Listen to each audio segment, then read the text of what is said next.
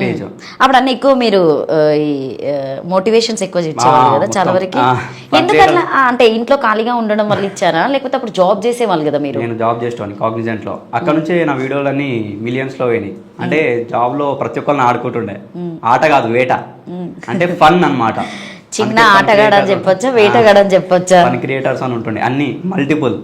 అంటే అక్కడ నుంచి మొదలైనవి పదాలు. అంటే నేను అక్కడ యూజ్ చేస్తుండే, కానీ ఆ పదాలు మోటివేషనల్ చెప్పబోతుండే. అంటే అక్కడ ఆ జోనార్ వేరు, ఇప్పుడు సృష్టించిన జోనార్ వేరు.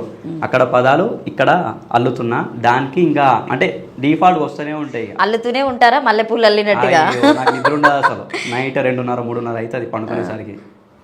సో పెళ్ళైంది కాబట్టి ఇక్కడ వరకు స్టాప్ అయిపోయారు, అల్లడం కష్టం కాబట్టి. ఆ రోజుల్లో ఎన్ని అల్లారు, ఎంతమంది అమ్మాయిలను అల్లారు? అయ్యో, అట్లాంటి బ్యాడ్ హ్యాబిట్స్ లేవు నాకు.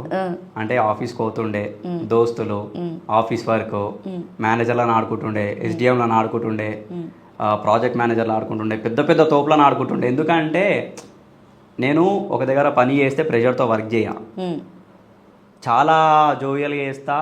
అంటే నాకు నచ్చినట్టే చేస్తా, కానీ మంచి వర్క్ ఇస్తా. ఇప్పటికీ నాకు చాలా అవార్డులు వచ్చినాయి మా ఆఫీస్లోనే. యూనికాన్ అని ఒక అవార్డు ఉంటుంది, అది చాలా పెద్ద తోపు అవార్డు అనమాట కాగ్నిజెంట్లో. అవి నాకు ఎన్నో వచ్చినాయి. అంటే నా యాటిట్యూడ్ అట్లాంటిది, నా వర్క్ అట్లాంటిది. అంటే ప్రెషర్గా వర్క్ చేయను, ఎవరైనా ప్రెషర్ తీసుకున్నా సరే అట్లా చేయను. అంటే వాళ్ళు అంతే ఎంజాయ్ చేస్తాం అట్లా. నేను పోయినా అంటే 9 గంటలు నాన్ స్టాప్ ఎంటర్టైన్మెంట్ ఉంటుంది. ఆ రేంజ్లో ఎంజాయ్ చేసినాం. సో మిస్ అవుతారా ఎప్పుడైనా కాల్స్ చేస్తారా? ఇప్పటికీ మా ఎస్డిఎంలో ఫోన్లు చేస్తారు, మెసేజ్ చేస్తారు.